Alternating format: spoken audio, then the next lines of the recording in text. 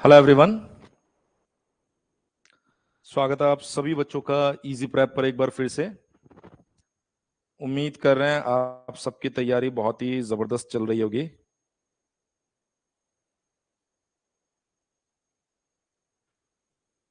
देखिए, मैं एक बार आप सभी बच्चों से ये जानना चाहूंगा कि क्या आपने जो भी पुरानी क्लासेस है उनको अच्छे से देख लिया है। यदि उनको आपने अच्छे से देख लिया है तो आज की इस क्लास को समझने में आपको कोई दिक्कत नहीं आने वाली। लेकिन अगर आपने उनको अच्छे से नहीं देखा है तो फिर क्लास को समझने में आपको दिक्कत आ सकती है, थोड़ी सी मेहनत आपको करनी पड़ेगी। और इतनी उम्मीद मैं आप लोगों से कर सकता हूं कि डेफिनेटली आप लोग मेहनत करेंगे। देखिए, मैट्रिक्स एडिशन मैंने आप लोगों को सिखाया था और अब हम लोग बात करेंगे मैट्रिक्स सब्सट्रैक्शन। कैसे दो मैट्रिक्स को घटाया जाता है। सबसे पहली चीज, अगर आप ए माइनस बी की बात कर रहे हैं तो मैट्रिक्स को घटाने के लिए हमारे पास में कोई नए रूल है नहीं। हम जो रूल्स अभी तक जानते थे उन्हीं रूल्स का इस्तेमाल करते हैं। सर, क्या मतलब है इसका? आव्यूहों का घटाव, आव्यूहों का घटाव। सर, किस तरीके से घटाएंगे आप इसे? हमने कहा a माइनस बी जो है इसको आप सिर्फ ऐसा लिख दो, a plus of minus B, और उसके बाद में जो भी आपके एडिशन के योग के नियम हैं उन सारे रूल्स को, उन सारे नियमों को आप यूज कर लीजिए। आपकी प्रॉब्लम जो है वो सॉल्व हो जाएगी। इसके बाद आप क्या कहेंगे? Use rules of addition. मतलब आव्यूहों के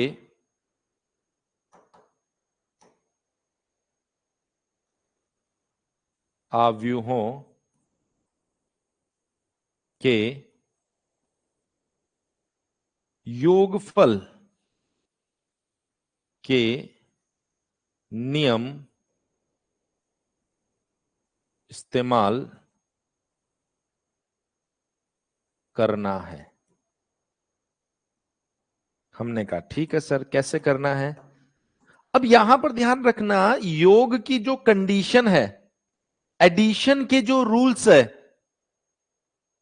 एडिशन की जो कंडीशंस भी है, वो सब के सब यहां पर भी लागू होगी। सर कैसे? जैसे यदि मैं आपसे कहूं कि अगर दो मैट्रिक्स को जोड़ने के लिए दोनों का ऑर्डर एक समान होना चाहिए तो घटाने के लिए भी ऑर्डर एक समान होना चाहिए। ऐसा नहीं कि भाई उसका नियम अलग है।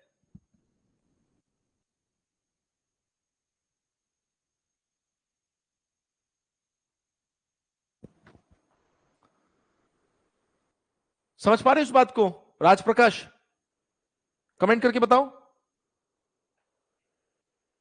चलिए, बहुत बढ़िया।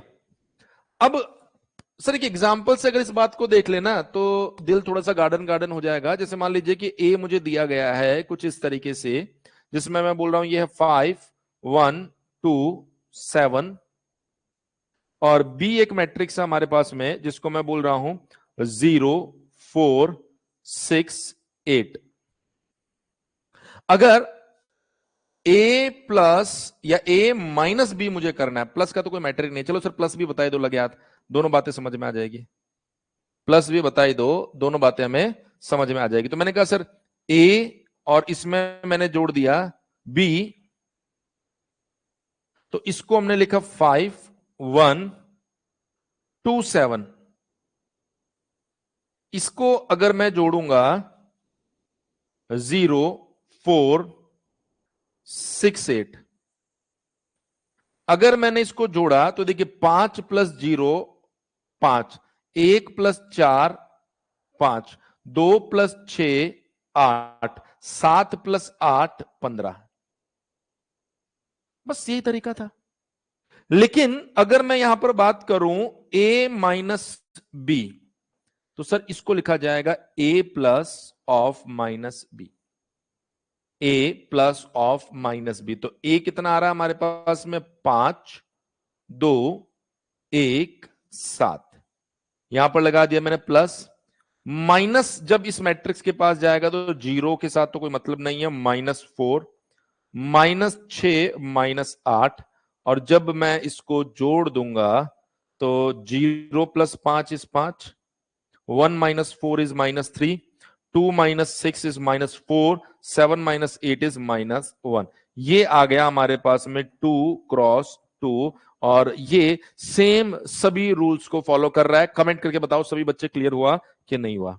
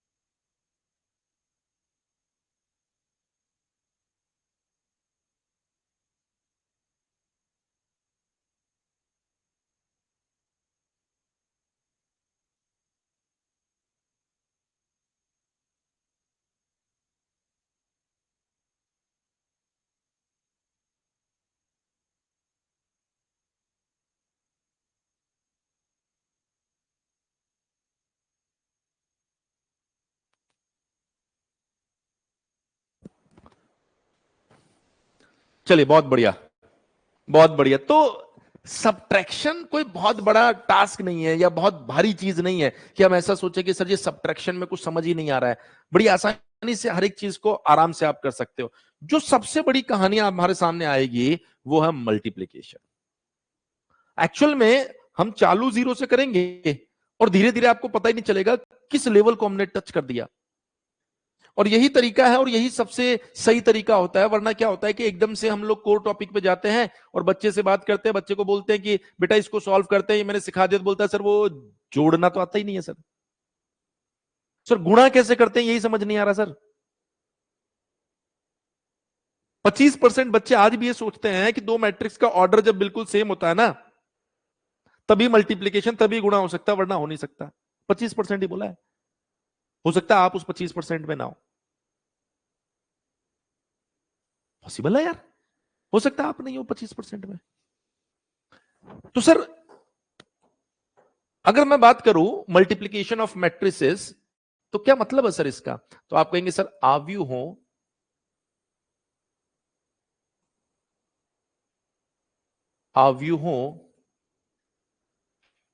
का गुणनफल। आव्यूहों का गुणनफल। आव्यूहों का गुणनफल। अब कैसे होगा सर ये गुणनफल? देखिए किस तरीके से ये गुणनफल होगा, मैं आपको एक चीज बताता हूं। मान लीजिए अगर आपके पास में एक मैट्रिक्स है जिसका ऑर्डर है m क्रॉस n, बी जिसका ऑर्डर है r क्रॉस p।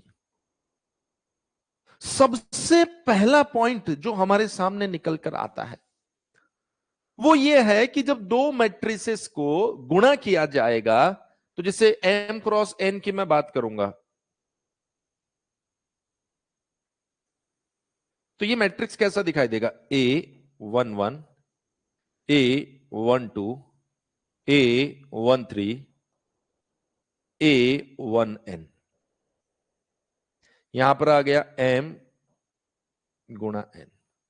सर ये क्या होगा? A21, A22, A23, A2N। Sir ये क्या होगा? AM1 AM2 AM3 AMN।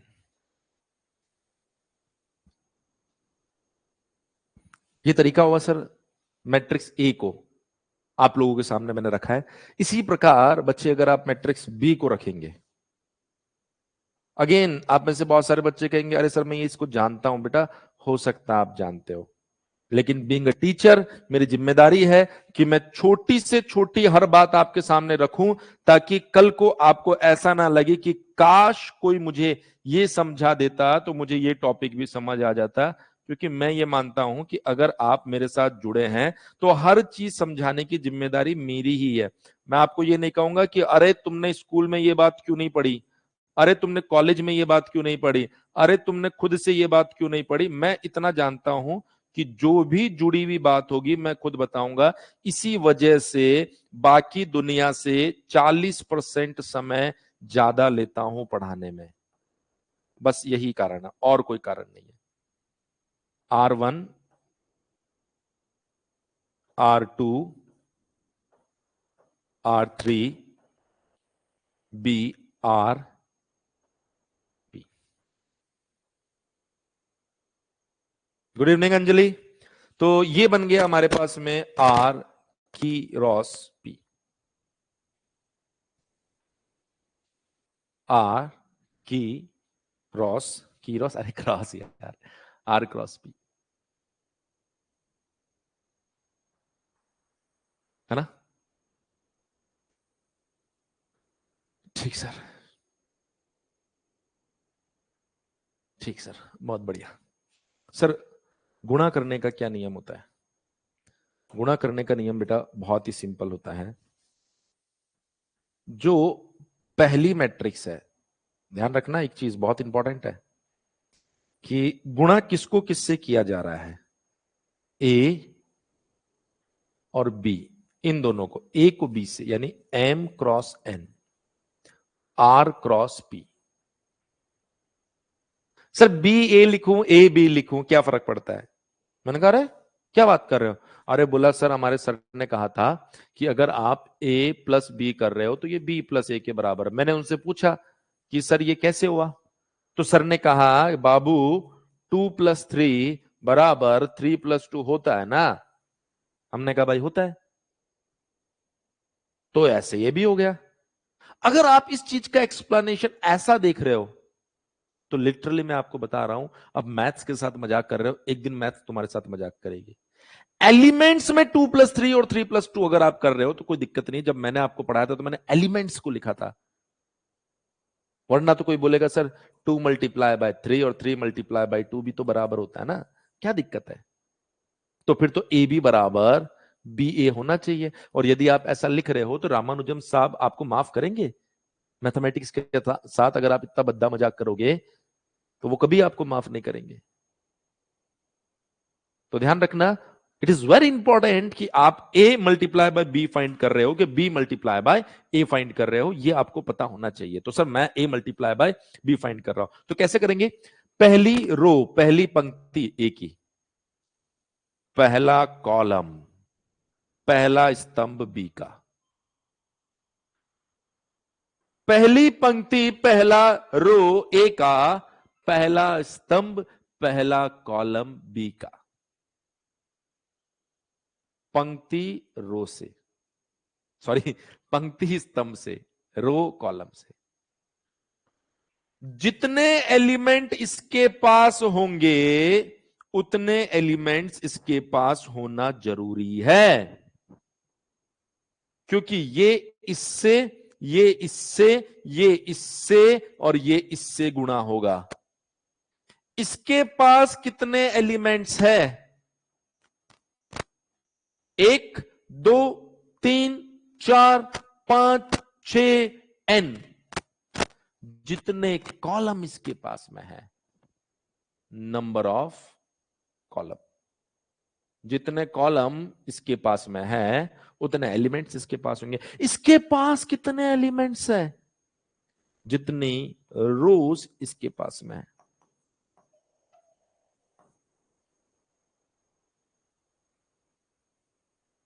इसका मतलब क्या होता है कि यदि आप इन दोनों को गुणा करने जा रहे हैं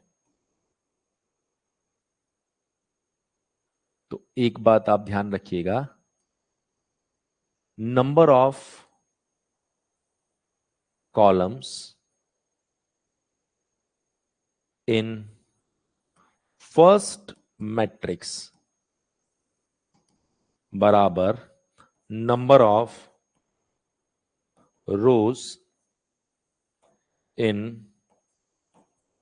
सेकेंड मैट्रिक्स की बोलची सर, पहले आव्यूह में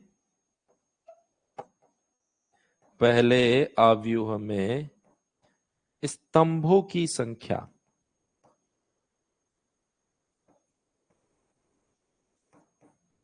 बराबर दूसरे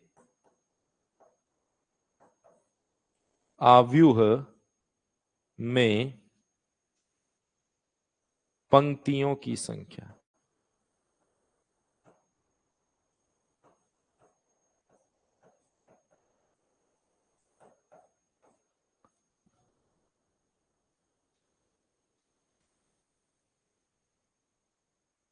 ये बराबर है तो काम हो जाएगा। मैंने कहा बहुत बढ़िया, बराबर तो है सर। तो अब देखो, ये इससे गुणा होगा, ये इससे गुणा होगा, ये इससे गुणा होगा, इसी तरीके से चलता रहेगा। मैंने कहा ठीक है सर। तो पहली इंपॉर्टेंट चीज तो आपको क्या है, जब भी दो मैट्रिसेस को आप गुणा करो तो ध्यान रखना स्तंभों की संख्या और पंक्तियों की संख्या ऐसे बराबर होनी चाहिए, ये दोनों नंबर बराबर होना चाहिए, वरना मल्टीप्लीकेशन पॉसिबल नहीं है। तो A11 B11 से गुणा होगा, A11 B11 से गुणा होगा, प्लस A12 B21 से गुणा होगा, A1N B R1 से गुणा होगा, बस। फिर ये इससे, ये इससे, ये इससे, और लास्ट तक ऐसे मल्टीप्लाई होता रहेगा। हमने कहा ठीक है सर, मल्टीप्लाई होता रहेगा। तो जब ये इस तरीके से मल्टीप्लाई होता रहेगा और जब आप इसको पूरा सॉल्व करोगे तो इसका जो ऑर्डर आएगा आखिरी में वो आएगा M क्रॉस P। जो बच गया ना M क्रॉस P, जो बच गया ना वो इसका क्या आता है भाई, ऑर्डर आता है। जो बच गया वो क्या आएगा, इसका ऑर्डर आएगा। हमने कहा ठीक है सर, इस तरीके से सॉल्व करते चले जाएंगे। सर इस तरीके से जब आप सॉल्व करते हुए जा रहे हो तो कुछ कुछ बातें देखो मेरे पल्ले पड़ नहीं रही है। क्या नहीं पड़ रहा सर आपके पल्ले, देखो जरा यहां पर ध्यान से सभी बच्चे। मैंने कहा इसका मतलब अगर A M क्रॉस N है तो B को N क्रॉस P होना ही होना पड़ेगा। और जो नया मैट्रिक्स आएगा मेरे पास में वो होगा AB, और इसका जो ऑर्डर आना है वो आना है M क्रॉस P। अरे वाह सर, कुछ कुछ समझ में आने लगा सर। मैंने कहा अगर A 3 क्रॉस 2 है और B 2 क्रॉस 4 है तो क्या मल्टीप्लीकेशन पॉसिबल है, ये इसके बराबर होना चाहिए है। तो जो ए बी आएगा बच्चे वो बन जाएगा 3 क्रॉस 4। सर अगर मान लीजिए A 5 क्रॉस 6 है और B 6 क्रॉस 5 है तो यहां पर जो ए बी आएगा वो देखिए 6 और 6, तो ऑर्डर आएगा 5 क्रॉस 5। सर अगर इस केस में, इसी केस में अगर मैं बी फाइंड करना चाहूं तो B 2 क्रॉस 4 है और A 3 क्रॉस 2 है, तो बाबू ये दोनों बराबर नहीं है, तो आप कहेंगे it is does not exist, यानी अस्तित्व में नहीं है। इस केस में अगर मैं बात करूंगा कि B का ऑर्डर 6 क्रॉस 5 है और A का ऑर्डर 5 क्रॉस 6 है, तो देखो 5 और 5 बराबर है, तो जो मैट्रिक्स आएगा वो बनेगा बी ए, और इसका जो ऑर्डर आएगा वो आएगा 6 क्रॉस 6। तो पहली इंपॉर्टेंट चीज तो मुझे ये समझ में आ गई कि सर मैट्रिक्स एडिशन के केस में अगर कोई मुझे ऐसा कहेगा कि ए बी बराबर बी ए होता है तो मैं उसको कहूंगा कि आप मैथ्स नहीं पढ़ते हैं। अगर आप मैथ्स पढ़ते तो आप कहते कि सर ऐसा नहीं होता है।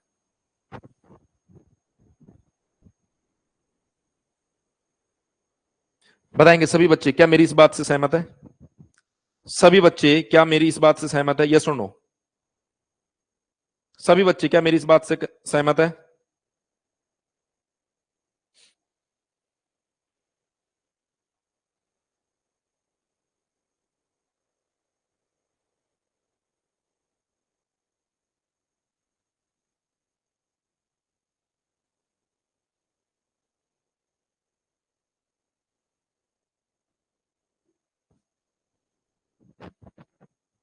तो आप क्या बोलेंगे?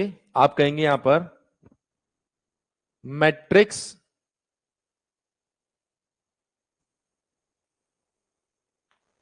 मल्टीप्लिकेशन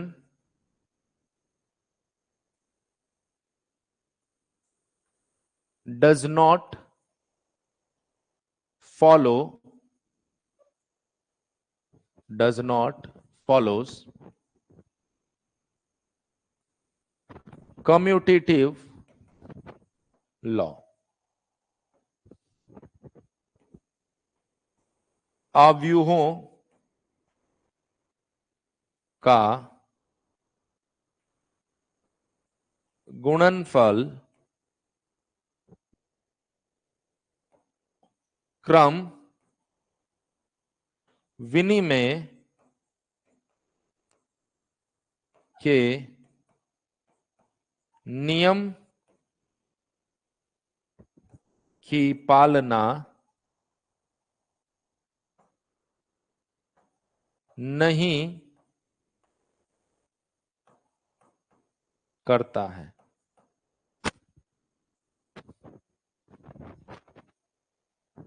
क्यों नहीं करता? साफ है यार। ए बी को जब मल्टीप्लाई किया इसका ऑर्डर 5x5 है, बी ए को जब मल्टीप्लाई किया इसका ऑर्डर 6x6 है। जब ऑर्डर ही मैच नहीं कर रहा तो एलिमेंट मैच होने का तो सवाल ही पैदा नहीं होता है।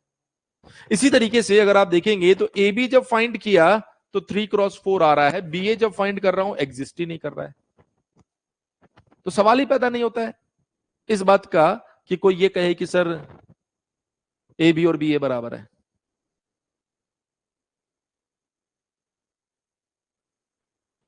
बोला हाँ सर, हमें ये बात जो है ये समझ में आ गई। तो क्या आप सभी बच्चे, मैं अगर आपको एक क्वेश्चन दूं तो क्या आप उसका प्रोडक्ट फाइंड करेंगे? यस और नो? सभी बच्चों से मैं जवाब चाहता हूं। मैंने कहा सर जैसे एक आसान सा दे दो भी, तो फिर थोड़ा भारी कर लेंगे। 1 2 5 7, ये है 2x2।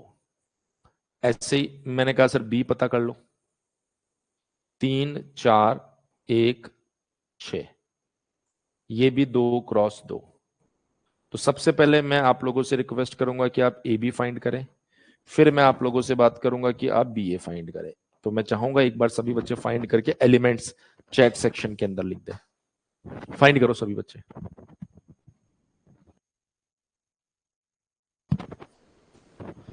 मेरे ख्याल से आप लोगों ने फाइंड कर लिया होगा बेटा, एक बार कमेंट कीजिए। सभी बच्चों ने जवाब नहीं दिया है। अगर मैं देखूं तो राज प्रकाश का जवाब आया मेरे पास में। मयंक यादव समझ गए सर, ठीक है। उमेश, अच्छा सॉल्व कर रहे हो सर, मैं आपका पुराना स्टूडेंट हूँ, आपकी वजह से मैं भागलपुर में पढ़ रहा हूँ। थैंक यू सो मच यार। ये मतलब ये मैसेज पढ़ के बड़ा अच्छा लगता है जब आपका सिलेक्शन हो जाता है, आप किसी अच्छे कॉलेज में पहुंच जाएं बीटेक के लिए, या फिर आप किसी पीएसयू में सेलेक्ट हो जाएं, उसके बाद जब लाइव क्लास में आप लोगों के कमेंट्स आते हैं तो बड़ी खुशी होती है इस चीज को देखकर। धन्यवाद। और मैं उम्मीद कर रहा हूँ जो बच्चे हमारे साथ क्लास में जुड़े हुए हैं वो भी ऐसे मैसेज से इंस्पायर्ड होंगे, और शायद अगले साल जब मैं लाइव क्लास ले रहा हूँ तो उनका मैसेज पढ़ रहा हूँ ऐसे ही। 2-4 दिन पहले भी एक दो बच्चों के ऐसे ही मैसेज आए थे, तो बड़ी खुशी होती है। चलिए, तो सर कैसे करेंगे इसको हम लोग सॉल्व? ये आ गया हमारे पास में 2 5 1 7। इसको गुणा करेंगे हम लोग किसके साथ? 3 1 4 6। ये वाला पार्ट इससे गुणा होगा, तो कैसे लिखेंगे आप? 2 multiply by 3 plus 1 multiply by 1। ये वाला पार्ट इससे गुणा होगा, तो 2 multiply by 4 plus 1 multiply by 6। ये वाला पार्ट इससे गुणा होगा तो 5 multiply by 3 plus 7 multiply by 1। ये वाला पार्ट जब इससे मल्टीप्लाई होगा 5 multiply by 4 plus 7 multiply by 6। Sir कितना आ रहा है यहां से? 3 दूना 6, 6 और 1 7, 4 दूना 8, 8 और 6 14, 5 तिया 15, 15 और 7 22, 20 और 42, आई थिंक ये 62 आ रहा है। एक बार चेक करें क्या आप लोगों ने ऐसा ही बताया है? 7, 14, 22 और 62। Sunny Kumar, good evening Sunny. चलिए, तो मेरे ख्याल से राज प्रकाश ने जो जवाब दिया वो बिल्कुल सही दिया है। बीसीसीएल का रिजल्ट आने की बस आने वाला, चिंता मत करो, जल्दी 25 दिन काउंट कर लो आज से। अब देखो यहां पर बी ए अगर मैं फाइंड कर रहा हूं, बी ए अगर मैं फाइंड कर रहा हूं तो बी ए क्या होगा? तो सर बी को पहले लिखना है, ध्यान रखना। यह आएगा 3 4 1 6। सर अब किसको रखेंगे? अब ए को रख दीजिए यहां पर। ए कितना है आपके पास में? 2 1 5 7। हमने यहां पर रखा बी ए। देखिए ये इससे गुणा होगा तो ये आएगा 3 2 प्लस 4 5। ये इससे गुणा होगा तो ये बन जाएगा 3 1 प्लस 4 7। ये इससे गुणा होगा तो 1 2 प्लस 6 5। ये इससे गुणा होगा तो 1 1 प्लस 6 7। अगर मैं इसको सॉल्व करूं तो 6 प्लस 20 इट इज 26, 28 और 3 31, 30 और 2 32 32, 42 और 1 43 43। पहली चीज तो जो आप देख पा रहे हो यहां पर, जो मैंने अभी पहले ही कहा था, क्या कहा सर आपने? A B not equals to B A होगा सर यहां पर, और ये तो होता ही है। और ए और बी को आपने गुणा करना भी यहां से सीख लिया है। मुझे नहीं लगता कि यार इसमें कोई इस तरह की समस्या आप लोगों को आई हो या फिर कोई भारी समस्या आप लोगों को लगी हो कि यार सर मुझे तो पता ही नहीं चल रहा है किस तरीके से आप इसे गुणा कर रहे हो। मुझे नहीं लगता ऐसा। आसानी से आप इन सब चीजों को देख पा रहे होंगे, है ना? बोला हाँ सर, बिल्कुल देख पा रहे हैं। तो मुझे ऐसा लगता है कि चीजें कुछ आपके कंट्रोल में आने लग गई है अब, और आप समझ भी पा रहे हो बड़ी आसानी से। तो एक लास्ट एग्जांपल और देख लेते हैं, और उसके बाद में कल से हम लोग नई बातें करेंगे। तो मैंने कहा सर जैसे मान लीजिए ए मैट्रिक्स अगर मुझे दी गई हो कुछ ऐसी, 5 2 0 1 3 2 4 1 3। सर ये 3 क्रॉस 2। मैंने कहा बी की बात कर लेते हैं। तो बी आपके पास में कितनी है सर? क्या है बी आपके पास में? अरे 3 क्रॉस 3 है भाई है। तो बी आपके पास में क्या है सर? 1 2 0 1 5 2। It is 3 cross 2। तो सर मैंने यहां पर सबसे पहले आपसे पूछा कि ए बी क्या होगा। तो ए बी के लिए आपने कहा कि सर ये ए रख दो यहां पर, 5 2 0 1 3 2 4 1 3। सर इसको आपने मल्टीप्लाई किया किसके साथ में? 1 0 5 2 1 2। तो देखो कैसे आप इसको मल्टीप्लाई करेंगे। ये इससे गुणा होगा तो 5 और 1 5, 2 और 0 0, 0 और 5 0। अब ये इससे गुणा होगा, 5 दूना 10, 2 1 कम 2, 0 इंटू 2। ये इससे गुणा होगा तो 1 प्लस 0 प्लस 10। ये इससे गुणा होगा 2 प्लस 3 प्लस 4। ये इससे गुणा होगा 4 प्लस 0 प्लस 15। ये इससे गुणा होगा 8 + 1 + 6। सर जब हमने इसको सॉल्व किया तो ये आ रहा 5, 12, 11, 9, 19 और 15। देखो मैंने क्या कहा था कि ये दोनों बराबर होना चाहिए और ये नया ऑर्डर बनेगा। तो देखिए 3 × 2 ये बन गया आपके पास में नया ऑर्डर। आई थिंक आप लोग समझ पा रहे हैं। सर अगर मैं बी ए फाइंड करने जाऊं तो मैंने कहा बी का ऑर्डर है 3 × 2, ए का ऑर्डर है 3 × 3। तो आप देखिए ये और ये बराबर नहीं है। अगर बराबर नहीं है तो आप कहेंगे सर ऐसा कोई मैट्रिक्स एग्जिस्ट ही नहीं करता है, ऐसा कोई मैट्रिक्स एग्जिस्ट ही नहीं करता है। तो आई थिंक आज की जो बात है वो आप लोगों को समझ में आ गई होगी। बेसिक ऑपरेशंस मैंने आप लोगों को समझा दिए हैं। कल आप इसके अंदर कुछ और मजेदार चीजें सीखेंगे, कुछ और अच्छे कंसेप्ट सीखेंगे जिसमें आपको डेफिनेटली मजा आने वाला है। बिल्कुल। यदि आप BCCLE एग्जामिनेशन के लिए प्रॉपर कंटेंट के साथ तैयारी करना चाहते हैं तो आप सभी बच्चों को डाउनलोड करना होगा हमारी एप्लीकेशन इजी प्रेप, जहां पर आपको 3 तरह के कोर्सेज दिखाई देंगे। एक रिकॉर्डेड बैच होगा जो सिर्फ 999 रुपए में मिल रहा है, जिसमें आपको प्री रिकॉर्डेड लेक्चर्स और उनकी PDF भी वहां पर मिलने वाली है। दूसरा जो बैच है आपका वो है लाइव बैच, और इस लाइव बैच के अंदर आपको कंप्लीट कंटेंट वापस से लाइव पढ़ाया जाएगा, जिनकी बाद में आप रिकॉर्डिंग्स भी देख सकते हैं, PDF नोट्स, साथ के साथ आपको PYQs भी सॉल्व करवाए जाएंगे इसके अंदर, और मोस्ट एक्सपेक्टेड क्वेश्चन के साथ में 30 से ज्यादा जो टॉपिक वाइज टेस्ट होंगे वो भी हम प्रोवाइड करेंगे, जो एप्लीकेशन पर आपको अभी सिर्फ 1499 रुपए में मिल रहा है। और इसके अलावा अगर आप देखेंगे तो जो हमारा सबसे प्रीमियम बैच है जिसको हम प्लस बैच बोल रहे हैं, ये आपको 1999 रुपए में मिलेगा। इसके अंदर आपको कंप्लीट जो लाइव बैच है, यानी ये कंप्लीट फीचर, इसके साथ आपको प्रीवियस ईयर क्वेश्चंस की एक ई बुक, जिसके साथ साथ आपको 70 से ज्यादा टेस्ट मिलने वाले हैं। और मैं आपको इसके साथ एक और चीज बता देता हूं कि इसमें आपको टॉपिक वाइज अलग से प्रैक्टिस शीट भी मिलती है। सबसे बेस्ट बैच है, सबसे ज्यादा रैंकर्स इसी बैच से आपको देखने को मिलेंगे।